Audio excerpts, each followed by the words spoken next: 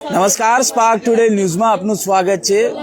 ભારતના બંધારણના ઘડવૈયા ડોક્ટર બાબા સાહેબ આંબેડકરનો આજે જન્મદિવસ, એટલે કે જેને ભારત માટે જે બંધારણ બનાવ્યું એવા બાબા સાહેબનો આજે જન્મદિવસ છે। અને ત્યારે આપ જુઓ કે સંકલ્પ ભૂમિ, જેને બાબા સાહેબે જ્યારે અહીંયા બેઠા સંકલ્પ લીધો હતો, એ સંકલ્પ ભૂમિ ખાતે તમામ જે સમાજના આગેવાનો છે, તમામ ભારતીય જનતા પાર્ટી હોય, કોંગ્રેસ હોય કે તમામ પાર્ટીના લોકો અહીંયા આજે આવ્યા છે અને બાબા સાહેબને આ સંકલ્પ ભૂમિ ખાતે દર્શન કરી રહ્યા છે।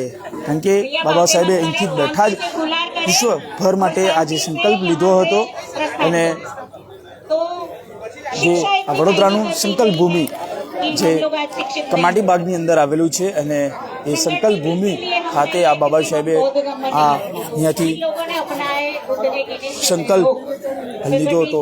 ભારતનું જ્યારે બંધારણ રચવામાં આવ્યું ત્યારે પહેલી વખત જ્યારે ભારતની સરકાર બનવાની હતી ત્યારે અનેક અંગ્રેજોને પૂછવામાં આવ્યું કે આ લો કેવી રીતે ઘડી શકાય, ત્યારે અંગ્રેજોના લોકોએ કીધું હતું કે તમે ડૉક્ટર બાબા સાહેબ આંબેડકરને પૂછો, અને ત્યારે બાબા સાહેબે આ લો બનાવ્યો હતો। જો કે જય ભીમ નારા સાથે સંકલ્પ ભૂમિ આજે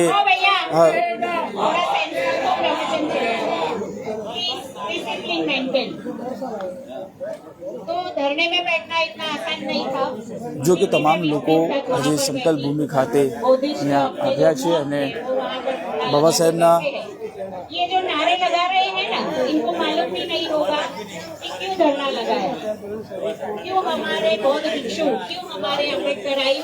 જો કે જે પ્રકારે તમામ લોકો, ચાહે ભાજપ હોય, ચાહે કોંગ્રેસ હોય, ચાહે કોઈ પણ પાર્ટી, પરંતુ બાબા સાહેબના જ્યારે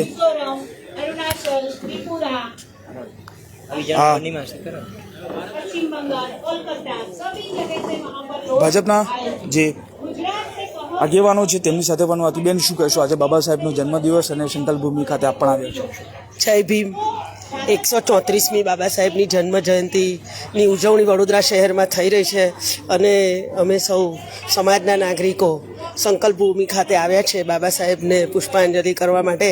અને જે કંઈ સંઘર્ષ બાબા સાહેબે કર્યો એના લીધે અમે એવું ઋણી છીએ અમે સમાજના લોકો, કે બાબા સાહેબે જે કોઈ કાર્ય કર્યા અને જે બંધારણ આપ્યું એના કારણે દલિત સમાજને કે SC/ST સમાજને જે લાભ મળ્યા, આરક્ષણ વગેરે, એના કારણે અમારી જે સામાજિક સ્થિતિ છે આજે ઘણી ઉન્નત થઈ છે. અને એના કારણે જે સામાજિક સમરસતાને કારણે અમે એક સમાજના લેયરમાં ઉપર આવીને કે ભાઈ બધાની સાથે જે સમાનતાનો દરજ્જો આપ્યો આપણને બંધારણમાં, કે ભાઈ મુક્તપણે બધા જીવી શકે, એટલે કે વાણીનું સ્વાતંત્ર્ય કે જેવા જે કંઈ આપણને બંધારણે હક આપ્યા એ બધો ઋણ અમારો સમાજનો બાબા સાહેબને જાય છે.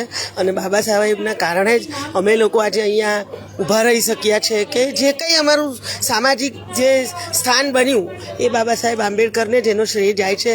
અને વર્ષો વર્ષ, સદીઓના સદીઓ બાબા સાહેબના અમે સૌ ઋણી રહીશું. એ જ જય ભીમ, ભારત માતા કી જય. જય ભીમ, જય ભારત. કારણ કે જે પ્રકારે સમાજને આગળ લાવવામાં અનેક પ્રયત્નો બાબા સાહેબ આંબેડકરે કર્યા છે, અને આપ જુઓ કે આ સંકલ્પ ભૂમિ ખાતે હજારો લોકો અહીંયા બાબા સાહેબની જે સંકલ્પ ભૂમિ છે ત્યાં દર્શન કરવા માટે આવતા હોય છે. અને સંકલ્પ ભૂમિ એટલે કે આ બાબા સાહેબનું અહીંયા બેઠા એક સંકલ્પ કર્યો હતો, અને સંકલ્પના લીધે જ આજે બાબા સાહેબ જે SC સમાજના આગેવાનો છે અને ST આ તમામ જો કે જે પ્રકારે તમામ લોકો અહીંયા આવી રહ્યા છે. અને આ સંકલ્પ ભૂમિ કમાટી બાગ 14મી એપ્રિલ બાબા સાહેબનો જ્યારે જન્મ થયો હતો, અને તેના માટે જ આજે બાબા સાહેબની નમન કરવા માટે જો કે અનેક સંસ્થાઓ અહીંયા આવી રહી છે, સેવાઓ કરી રહી છે. અને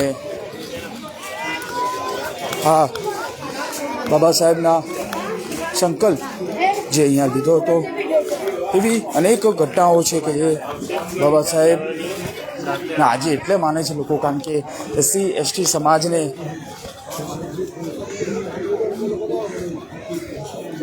તમામ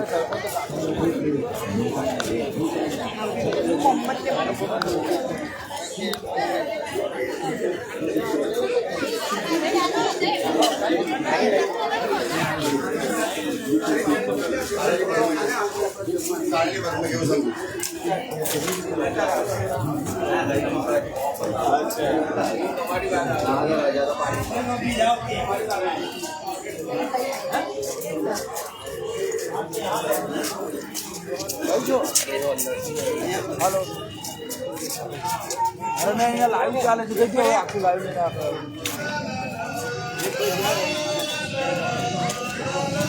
આવો ચલો ને ફટાફટ બહાર આવી ગયો લાઈવ ચાલે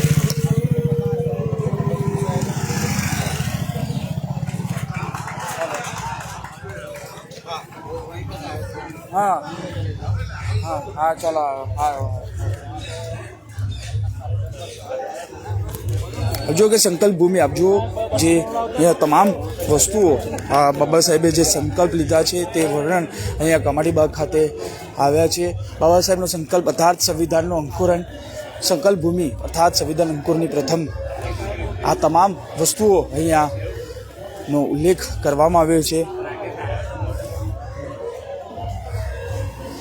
એટલે SC/ST સમાજને જે મળ્યું છે અને તેને લઈને જ આજે એટલા માટે મળ્યું છે કે બાબા સાહેબના લીધે જ આજે ST/SC સમાજ આગળ છે. બાબા સાહેબે જે સંકલ્પ લીધો હતો અને એ સંકલ્પ ભૂમિ ખાતે આજે તમામ જે SC/SC સમાજના લોકો છે જય ભીમના નારા સાથે અહીં આવે છે અને બાબા સાહેબને આજે પણ યાદ કરી રહ્યા છે. કેમેરામેન નિહાળની સાથે Surat Solanki, spark today news, Vadodara.